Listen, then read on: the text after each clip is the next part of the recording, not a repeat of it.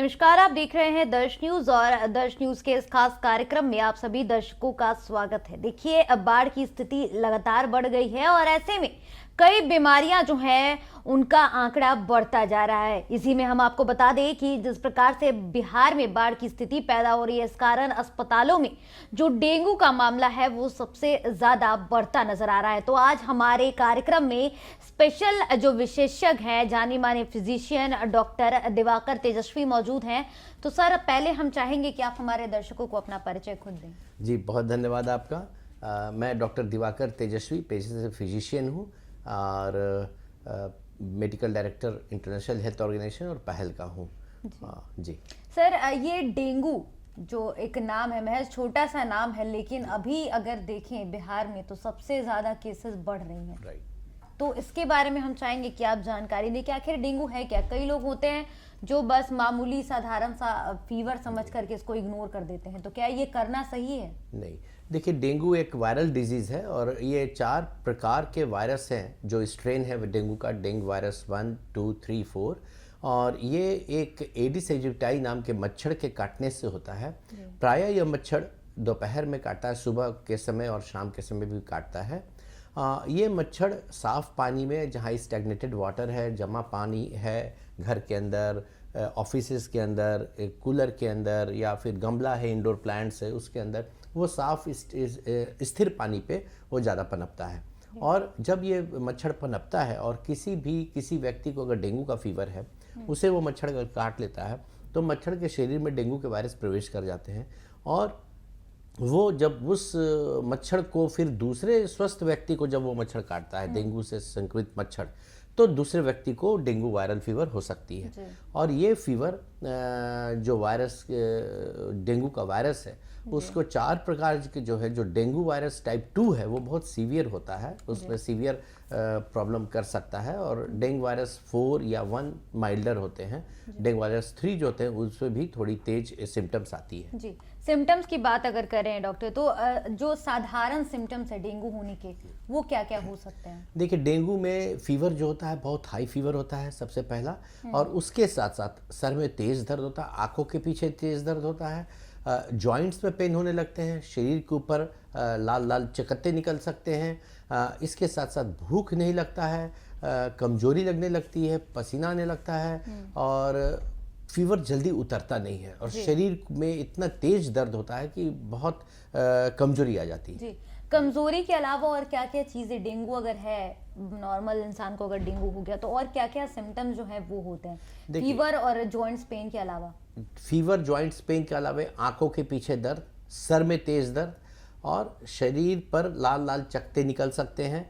और इसके साथ साथ भूख का कम लगना, उल्टी लगनी, कमजोरी होना और शरीर में फिर प्लेटलेट्स की कमी होने लगती है। इस कारण प्लेटलेट्स की भी जानकारी हम लेंगे। प्लेटलेट्स अगर जो कमी आती है तो उसमें नॉर्मल इंसान में कितनी होती है और जो डेंगू से जो संक्रमित हो गए हैं इंसान, उनमें कितनी होती है? ठीक है, सामान्यतः एक स्वस्थ पुरुष में या महिला में प्लेटलेट्स की जो संख्या होती है 1.5 लाख से 4.5 लाख प्रति क्यूबिक मिलीमीटर होती है।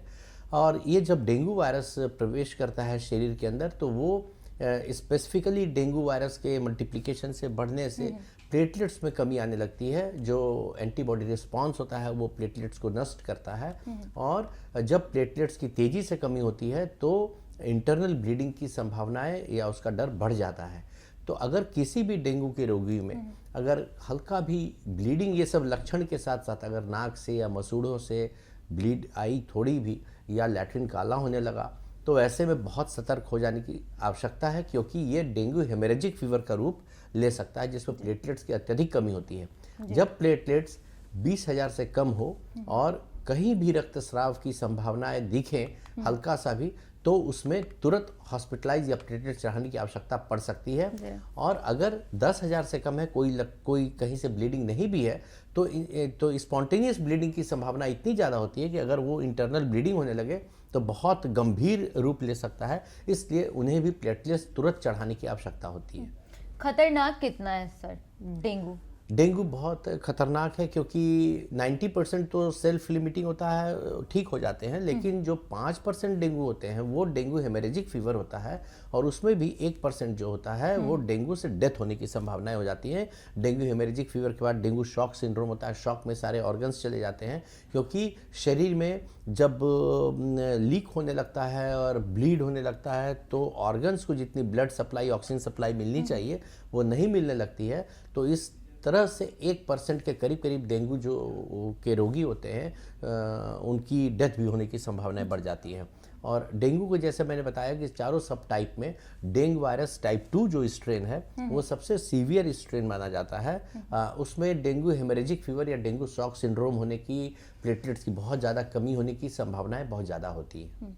सर, ये जो डेंगू का टेस्ट होता है इसके बारे में कई लोग नहीं जानते हैं। कई लोग जाते हैं जब टेस्ट करवाने के लिए तो उसके बॉडी से खून निकालता है, तो डर भी जाते हैं इंसान कि अरे इतना खून निकाल लिया। तो और क्या क्या टेस्ट जो है वो डेंगू, अगर मान लीजिए आपको सिम्टम्स ये सब जो जैसा कि आपने बताया वो है, तो कौन कौन से टेस्ट और होते हैं इसके अलावा?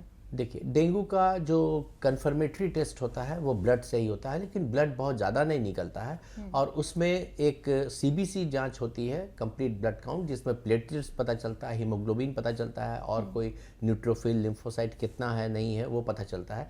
साथ ही साथ डेंगू के जो सीरोलॉजिकल टेस्ट होते हैं वो बहुत हाईली सेंसिटिव, स्पेसिफिक होते हैं, उसको पकड़ में आ जाती है तुरंत डेंगू है कि नहीं। वो किट से आजकल हर जगह उपलब्ध है, जिसमें डेंगू NS1 एंटीजन टेस्ट होता है, और वो तत्काल में डेंगू है कि नहीं उसके लिए होता है कि फीवर जब आपको चल रहा है, और डेंगू के IgG IgM टेस्ट भी होते हैं जो बताते हैं कि आपको पास्ट में कभी डेंगू हुआ कि नहीं, अभी रिसेंट पास्ट में आपको डेंगू हुआ कि नहीं। तो ये ब्लड के टेस्ट जो होते हैं उससे पता चल जाता है कि आपका डेंगू है। और डेंगू के फिर वैरायटी देखने के लिए, स्ट्रेन देखने के लिए कि किस तरह का डेंगू है, वो बहुत स्पेसिफिक टेस्ट होता है, जिसके लिए वायरोलॉजिकल सेंटर में भेजना पड़ता है ब्लड को, और वहाँ से डेंगू के स्ट्रेन की मैपिंग होती है। ये डेंगू वायरस 1 है या 2 है या 3 है या 4 है। जैसा मैंने बताया, डेंगू वायरस 2 स्ट्रेन जो होता है वो सीवियर डेंगू कराने की क्षमता रखता है। जी सर, ऐसा मैंने सुना है कि जो डेंगू के जो मच्छर होते हैं वो हाइट पर नहीं जाते ज़्यादा, ऐसा है क्या? हाइट पर नहीं जाते हैं ये बात तो है, लेकिन लोग समझते हैं कि हम तो ऊपर रहते हैं, 3rd फ्लोर पे मेरी ऑफिस है तो हमें तो डेंगू होगा नहीं। लेकिन उसमें क्या है ना कि बहुत बार देखा गया कि इवन 25th फ्लोर पर भी डेंगू के मच्छर काटे हैं और डेंगू हुआ है। ऐसा कैसे होता है कि जब नीचे में आप चढ़ रहे हैं, आप लिफ्ट में जा रहे हैं, आपके शर्ट पर, आपके जैकेट पर, आपके कोट पर वो डेंगू का जो मच्छर है वो डेंगू से संक्रमित हुआ किसी को काटा हुआ डेंगू के पेशेंट को, और आपके कोट पे बैठा हुआ है चुपचाप, और आपके साथ लिफ्ट में ऊपर चला गया। अब वो लिफ्ट में वहाँ पर गया ऊपर, और वहाँ पर आपके जो अन्य मच्छर हैं या फिर वहाँ पर इंडोर प्लांट्स हैं वहाँ पर अपना घर भी बना लिया, और वहाँ किसी को काट लिया, तो उससे भी डेंगू हो सकता है। आपस में भी ये लोग अगर एक दूसरे को, मच्छर अगर एक दूसरे से अगर कांटेक्ट में आते हैं तो उससे भी गंभीर बीमारियां होती हैं, ये भी है। हाँ, डेंगू के अगर मच्छर जिसमें डेंगू का वायरस है वो अगर मल्टीप्लाई करने लगता है, वो बढ़ता है, और वो एक व्यक्ति को काटा, अगर वहाँ पर दूसरे मच्छर डेंगू के भी एडिस एजिप्टाई वहाँ पर है पहले से, जो भी डेंगू के रोगी को काटा, फिर उसके शरीर में वो डेंगू का वायरस बढ़ रहा है, फिर वो तीसरे को काटा तो फिर उससे बढ़ जाएगा। इस तरह से क्या होता है कि कभी कभी एक परिवार में भी देखा जाता है कि एक परिवार में 4 व्यक्ति हैं और एक व्यक्ति को डेंगू हुआ है, और उस घर में डेंगू का मच्छर है, तो जिस व्यक्ति को डेंगू हुआ उसको काटेगा तो उस मच्छर के शरीर में डेंगू का वायरस प्रवेश किया। अब वो जो स्वस्थ व्यक्ति घर के अंदर 3 हैं उनको भी अगर वो काट लिया तो उनको भी डेंगू हो जाता है। तो इस तरह से एक फैमिली में 3 लोग, 4 लोग को भी डेंगू हो गया। तो जिस परिवार में किसी को भी डेंगू है, अन्य लोगों को भी बहुत बचना होगा, और जिसे डेंगू है उससे भी मच्छर नहीं काटे उसका भी ध्यान रखना होगा, क्योंकि उनसे भी दूसरे को होगा। इसलिए पेशेंट को भी हम लोग मच्छरदानी के अंदर रखते हैं, क्योंकि उनको काट करके फिर दूसरे को नहीं काटे वो मच्छर।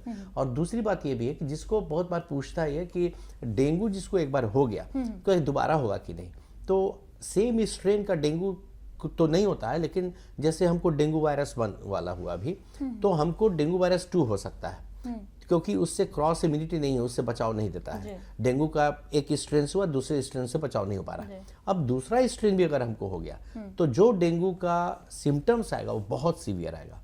इसलिए डेंगू जिसे एक बार हुआ है उससे और सावधान रहने की आवश्यकता है, क्योंकि अगर दूसरा स्ट्रेन फिर उनको हो गया तो वो बहुत सीवियर और बहुत सीरियस कंडीशन उत्पन्न कर सकता है। जी, घरेलू उपाय सर क्या कुछ होगा? आप अपने पेशेंट को डील करते हैं, ट्रीट करते हैं, तो उसमें आप घरेलू जो गांव वाले लोगों की अगर बात कर ली, जो सिद्धूर इलाके में रहते हैं, उनके लिए तो अभी का जो सिचुएशन, जिस प्रकार से बाढ़ की स्थिति हो रही है, तो काफ़ी टफ हो गई है। तो ऐसे में जो नॉर्मल घरेलू उपचार है, उसमें क्या कुछ चीज़ें जो है वो ऐड ऑन करने की ज़रूरत है? देखिए, घरेलू आप घर में हैं, गांव में हैं, या कहीं भी आप ऐसे इलाके में हैं जहां की आपको दो तीन बात पर ध्यान रखना जरूरी है। आपके घर के आसपास कहीं साफ पानी में स्टैग्नेटेड वाटर है तो उसमें एक बूंद के ऑयल, केरासिन ऑयल या कोई तेल डाल दें, जिससे क्या होता है कि लार्वा प्यूपा बढ़ नहीं पाता है और मच्छर में परिवर्तित नहीं हो पाता है। दूसरी चीज़ क्या है, अगर वहाँ पर मच्छर आसपास में बहुत ज़्यादा इस मौसम में है तो आप अपने म्यूनसिपैलिटी में या फिर अपने ग्राम सभा में कहीं भी खबर करें कि वहाँ आकर के एंटी लार्वाइसाइड डालें और फॉगिंग कराएं। तीसरी चीज़ है, घर के अंदर गांव में भी है तो मच्छरदानी का प्रयोग अवश्य करें। वो घरेलू उपाय है, मच्छरदानी कॉटन का रहता है, उसको ज़रूर से लगाएं। चौथी चीज़ है कि जब भी आप बाहर निकले, शाम में निकल रहे हैं, सुबह निकल रहे हैं, फुल शर्ट फुल स्लीव के पैंट रहें, एक्सपोज्ड एरिया कम रहे, इसका ध्यान रखें कि आपका कहीं पर भी मच्छर एक्सपोज्ड एरिया पे नहीं काट पाए। पांचवी चीज़ है कि अगर आपको कहीं पब्लिक प्लेस पे जाना पड़ रहा है तो आप डेंगू मच्छर से भगाने वाले जो लेप होते हैं, मलहम आता है, उसे हाथ पर, कान पर, एक्सपोजरी पर हल्का सा लगा लें, जिससे कि आप पब्लिक प्लेस पर भी जा रहे हैं, कहीं ग्राम सभा में जा रहे हैं, बैठे हुए हैं गाँव में, तो वहाँ पर भी किसी एक दूसरे को मच्छर नहीं काट पाए। तो इन बातों का ध्यान रखना बहुत ज़रूरी है। साथ ही साथ अगर किसी को फीवर हो गई, अभी के मौसम में बहुत तेज़ फीवर हो रही है, गाँव में आप रह रहे हैं, तो उसमें ध्यान रखना है कि आप साफ खाना तो आपका रहे ही, सादा खाना रहे, मसालेदार। खाने पे भी हम बात जरूर करेंगे, खाने में क्या क्या ऐड किया जाए, पहले आप अपनी बात कंप्लीट कर ले। तो उसमें ध्यान में रखना है कि आप अपना ख्याल रखते हुए तुरंत, अगर बहुत ज़्यादा तेज बुखार है तो आजकल जांच की किट हर जगह उपलब्ध है, प्राथमिक स्वास्थ्य केंद्र में भी उपलब्ध है, आप जा करके वहाँ पर जरूर टेस्ट करा लें। अगर आपको वो आता है तो आपको रिहाइड्रेट करने के लिए और फीवर उतारने के लिए वहाँ से दवाइयाँ भी मिल जाएंगी, तो आप गाँव में भी अपने को स्वस्थ रख सकेंगे। खान पान पे बात करते हैं सर, खान पान में क्या क्या चीज़ें ऐड करनी चाहिए जो सबसे ज़्यादा कारगर हैं इस बीमारी में? जी देखिए, खान पान में दो बातों पर ध्यान रखना बहुत जरूरी है। सबसे पहले, डेंगू में आपके शरीर के अंदर लवण और पानी की कमी नहीं हो, रिहाइड्रेट करते रहना सबसे जरूरी है। रिहाइड्रेट का मतलब कि पानी और ORS का घोल ये सब लेते रहें। अगर आपकी भूख एकदम मर गई है, उल्टी हो रही है, आप खाना एकदम नहीं अच्छा लग रहा है, तो वैसी स्थिति में हो सकता है कि आपको IV ड्रिप भी चलाना पड़े, जिससे कि आपके शरीर में लवण पानी की कमी नहीं हो। तो प्राथमिक चीज़ है कि आपके शरीर में लवण पानी की कमी नहीं होनी चाहिए। दूसरी चीज़ है क्या खाएं। अब तो जो डाब का पानी है, रसदार फल हैं, जो सादा भोजन, सुपाच्य भोजन है, उसे करना चाहिए। क्लिष्ट भोजन को नहीं करना चाहिए, जैसे कि बहुत मसालेदार चीज़ है, बाज़ार का चीज़ है, तला फ्राइड चीज़ है, उस तरह का चीज़ों को अवॉइड करना चाहिए। इसके अलावा बहुत सारे लोग पैनिक हो जाते हैं और दौड़ने लगते हैं, इधर से बकरी का दूध, उधर से पपीता का पत्ता। तो उसमें भी ध्यान रखना है कि बहुत साइंटिफिक एविडेंस नहीं है कि बकरी का दूध ले लेने से आपकी प्लेटलेट्स बहुत बढ़ेगी या पपीता का पत्ता ले लेने से आपकी प्लेटलेट्स बहुत बढ़ेगी। खाने में अगर चीकू का फल है या जो नॉर्मल फल है जो कि एंटीऑक्सीडेंट होते हैं, जिसमें कि जो खाने में सुपाच्य होते हैं, आपके शरीर को लड़ने की क्षमता देते हैं, इम्यून सिस्टम स्ट्रांग करते हैं, वैसे सारे फल को ले सकते हैं आप, जिसमें कीवी फल भी है और भी फल है। लेकिन कच्चा दूध कतई न लें। आप बकरी का दूध है ला करके कच्चा पी रहे हैं तो उससे गैस्ट्रोएंटेराइटिस हो सकती है, आपको दूसरी बीमारियां भी हो सकती हैं, जिससे कि आपको और ज़्यादा परेशानी हो सकती है। तो इसलिए उसके परेशानी हो करके पूरा घर परिवार उसमें लगा हुआ है कि हम कहीं से लाएं और कच्चा दूध पिला दें, तो वो गलत चीज़ होती है। और बकरी का दूध या गाय के दूध में बहुत अंतर थोड़ा सा होता है, इजीली डाइजेस्टिबल होती है, तो वो ले सकते हो उबाला हुआ, लेकिन उससे बहुत ज़्यादा परेशान होने की उसके लिए जरूरत नहीं। और बहुत लोग क्या करते हैं, दिन भर पपीता का पत्ता पीस करके पीते रहते हैं। मैंने भी देखा है सामने में कि होता है तो पपीते के पत्ते का उसको रस उबाल के उसमें क्या हो रहा है कि बहुत ज़्यादा कभी कभी क्वांटिटी चली जाती है, वो लीवर को और पेट को हौड़ देता है और इतनी ज़्यादा परेशानी होती है कि SGPT और ज़्यादा बढ़ने लगता है और ज़्यादा भूख मर जाती है। तो वो भी, उसको भी करने से अवॉइड करना चाहिए। और चिकित्सीय देखरेख में आजकल उन सब पत्तों के जो पर डे आप कितना ले सकते हैं, कैप्सूल में भी आता है, अगर आपको बहुत इच्छा कर रहा है तो हल्की डोज में एप्रोप्रिएट पर डे जितना रिक्वायर्ड है उतना ही चिकित्सीय देखरेख में ले। बहुत ज़्यादा लेंगे तो आपको वो फ़ायदा के बजाय नुकसान पहुंचाना शुरू कर देगा। हम चाहेंगे सर कि जाते जाते आप हमारे दर्शकों को, जिस प्रकार से ये बीमारी फैल रही है, जिस प्रकार से अभी डेंगू सबसे ज्यादा केसेस तो पटना में ही हैं, कई ऐसे इलाके हैं जो काफी ज्यादा हाईफाई हैं पर वहाँ पे भी बहुत ज़्यादा केसेस आ रहे हैं, तो चाहेंगे कि आप एक बार ये सार जो है हमारा, जो हमने ये कार्यक्रम किया, जो डिस्कशन किया, इस पे आप बताते जाएं कि आखिर किस प्रकार से खुद का भी ध्यान रखें और अपने आसपास के लोगों का भी आप ध्यान रखें ताकि ये बीमारी ज़्यादा से ज़्यादा फैले ना। देखिए, अभी आने वाले 3 से 4 सप्ताह बहुत ज़्यादा सतर्क रहना आवश्यक है, क्योंकि अभी फेस्टिव सीज़न आ रहा है। हमारे यहाँ त्योहारों के सीज़न में बहुत सारे लोग बाहर से आएंगे, बहुत कंसंट्रेटेड रहेगा, घर के अंदर एक एक रूम में 5-5 लोग 7-7 लोग भी रह सकते हैं। तो वैसी स्थिति में और ज़्यादा सचेत रहना आवश्यक है, क्योंकि एक भी डेंगू हुआ तो उस घर में बहुत लोगों को डेंगू होने की संभावनाएं हो जाएंगी। भीड़ इतनी ज़्यादा होगी अभी ट्रेनों में आने जाने में त्यौहार के समय कि उसमें भी फैल सकता है। तो इसलिए अभी विशेष सतर्कता रखना जरूरी है। विशेष सतर्कता के लिए आसपास कहीं पानी जमा न होने दें। आसपास अगर पानी जमा है तो उसे साफ़ करते रहें, घर के अंदर के पानी को साफ़ करते रहें। और कहीं पर आसपास में आपके है तो उसमें किरोसिन ऑयल या कोई के ऑयल का 1 बूंद 2 बूंद डालें, जिससे कि लार्वा प्यूपा डेवलप नहीं कर पाए। इसके अलावा अगर बहुत ज़्यादा मच्छर है तो आप रिक्वेस्ट करें एंटी फॉगिंग, लार्विसाइड, ये सब छिड़काव के लिए। और अपने में फुल शर्ट फुल स्लीव का ही प्रयोग करें कहीं भी, जिससे कि मच्छर को काटने के एक्सपोज्ड एरिया कम से कम मिले। इसके साथ साथ ध्यान रखना है कि कहीं भी पब्लिक प्लेस जाएं, कहीं आप बस स्टॉप जा रहे हैं, ट्रेन स्टेशन जा रहे हैं, मंदिर जा रहे हैं, मॉल जा रहे हैं, जहाँ की भीड़ भाड़ है, सिनेमा हॉल जा रहे हैं, तो वहाँ पर हाथ और पैर में जहाँ एक्सपोज्ड एरिया, वहाँ पर मच्छर भगाने वाले लेप जरूर से लगा लें, मलहम जरूर से लगा लें।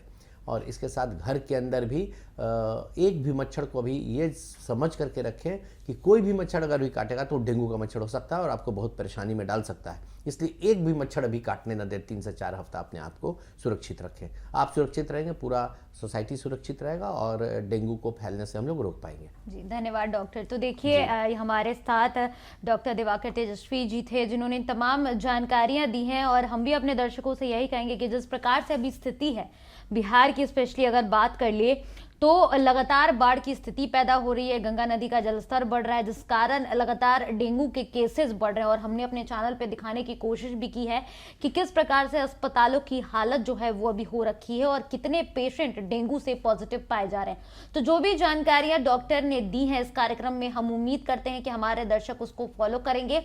और ये कार्यक्रम आपको कैसा लगता है, जो भी चर्चाएं हम करते हैं बीमारियों को लेकर के, आपको कैसा लगता है, आप हमारे कमेंट सेक्शन में जरूर बताइएगा। और हम किस प्रकार से अपने इस कार्यक्रम को और बेहतर करें और आप क्या कुछ जानकारियां और जानना चाहते हैं, इसका हमें इंतजार रहेगा। दर्श न्यूज पर फिलहाल के लिए इतना ही। खबरों का सिलसिला जारी है, देखते रहें दर्श न्यूज। धन्यवाद।